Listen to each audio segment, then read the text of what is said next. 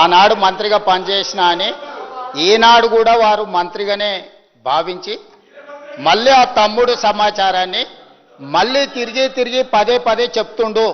2009లో 2014లో 2 సార్లు నీకు అనుమతులు ఉన్న తర్వాత మళ్ళీ ఎగ్జామిన్ చేయమని రాయాల్సిన అవసరమే లేదు. తెలంగాణ రాష్ట్రం వచ్చిన తర్వాత ఇట్ ఈజ్ క్లియర్. 14/10/2014లో కేటగారికల్గా మీకు రిపోర్టు డీటెయిల్ రిపోర్ట్ ఇచ్చి మీకు పర్మిషన్ ఇచ్చిన తర్వాత ప్రాణహిత చేవెళ్ల సుజల స్రవంతి ప్రాజెక్టు మీద మీకు క్లియర్గా 2009లో ఒక్కసారి 2014లో తెలంగాణ రాష్ట్రం వచ్చిన తర్వాత ఇంకొకసారి నీరు అందుబాటులో ఉన్నాయని చెప్పిన తర్వాత మళ్ళీ మీరు నీళ్లు అందుబాటులో ఉన్నాయా లేవా అని పోయి అడుగుతున్న వెంటనే ఉన్నాయి. 2009 లేఖ ప్రకారం నీరు అందుబాటులో ఉంది, 2014 లేఖ ప్రకారం నీరు అందుబాటులో ఉంది.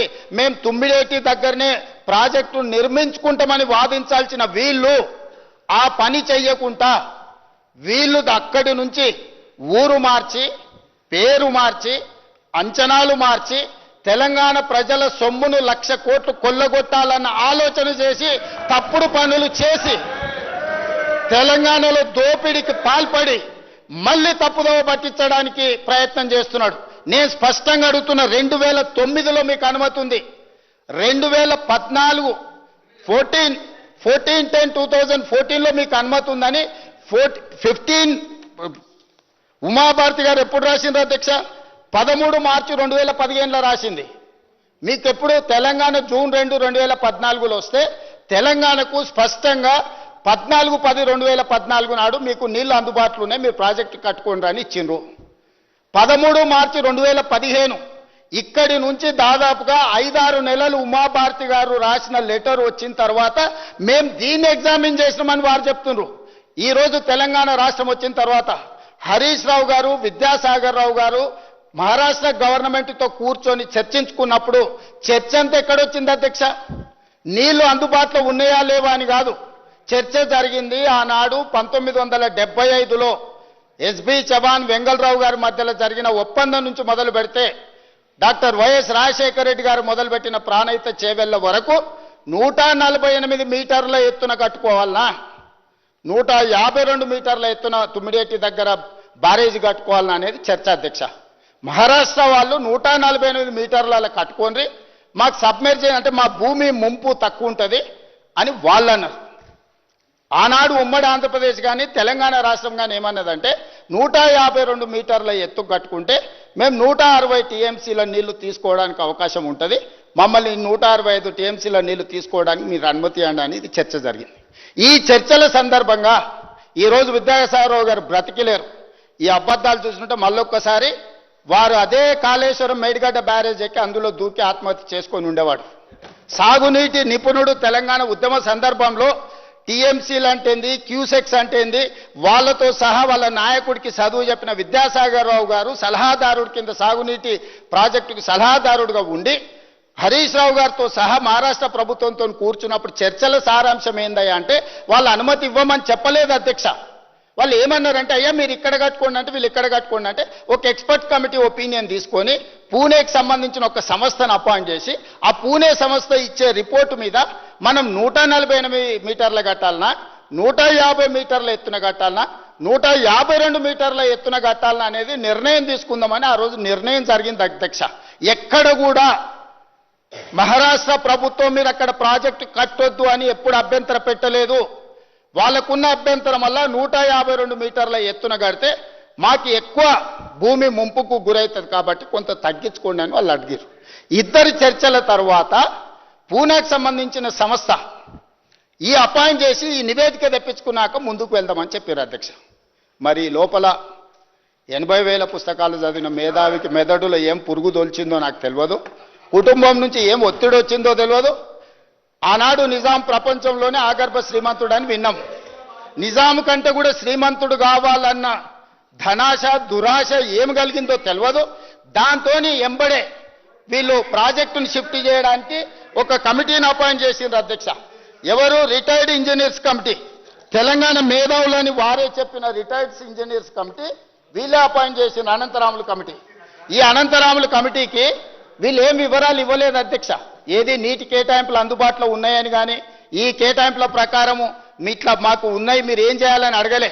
వీళ్ళే డైరెక్ట్గా చీఫ్ మినిస్టర్ గారు ఆనాడు హరీష్ రావు గారు కలిసి GO RT number 28 dated 21/1/2015 retired engineers Telangana మేధావులను అనంతరాములు, వెంకటరామారావు గారు, చంద్రమౌళి గారు, దామోదర్ రెడ్డి గారు, శ్యామ్ ప్రసాద్ రెడ్డి గారిని అపాయింట్ చేసుకుంటూ ఒక జీవో ఇచ్చిండ్రు అధ్యక్ష.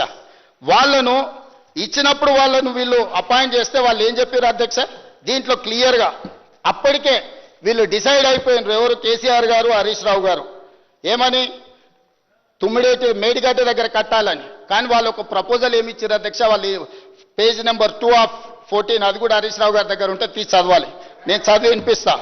Last but one paragraph.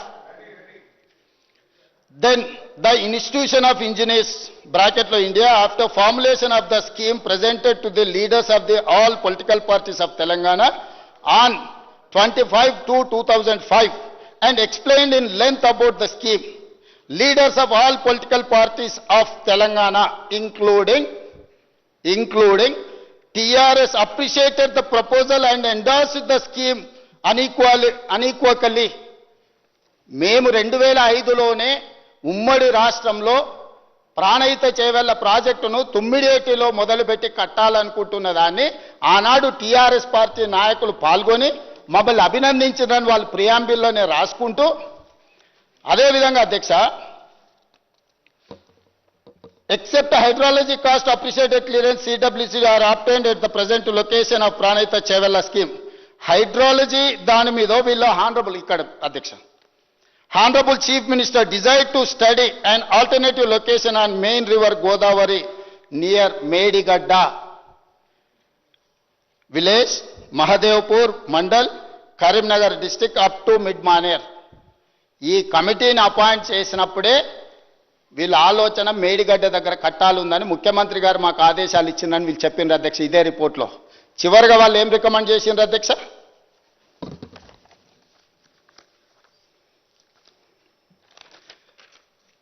13th page అధ్యక్ష. The proposal of construction of a barrage on main Godavari near Medigadda village and lifting 160 TMC of water at Midmaner reservoir is not desirable due to its prohibitive cost and time consumption. మీరు మేధావులని నియమించుకున్న 5 మంది ఇంజనీర్లు మీరు ఎగ్జాక్ట్గా మేడిగడ్డ దగ్గర project కట్టాలనుకుంటున్న ముఖ్యమంత్రి గారు చెప్తే కూడా చిత్తశుద్ధి కలిగిన తెలంగాణ ఇంజనీర్లు మీరు అసలు కట్టడానికే వీల్లేదు, అక్కడ కడితే కుదరదు, ధరలు పెరగడమే కాకుండా సమయం కూడా పోద్ది, ఎందుకు పనికిరాదని రిపోర్ట్ ఇచ్చారు అధ్యక్ష.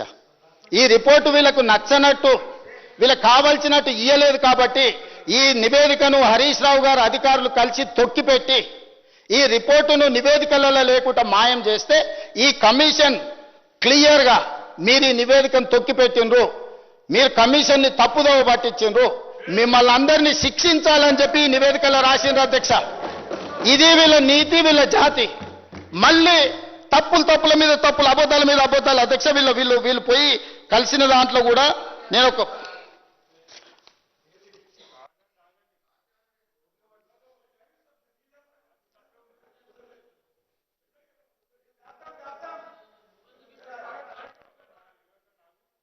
అధ్యక్ష Hariram Chief Engineer B.R. Ambedkar Pranahita Chevella 24/11/2014. In respect of non-monsoon flows, the government of Telangana state requested for the inclusion of non-monsoon flows in the hydrological studies in the reference second cited, and the above has also been discussed with Chairman CWC by the advisor of Telangana state.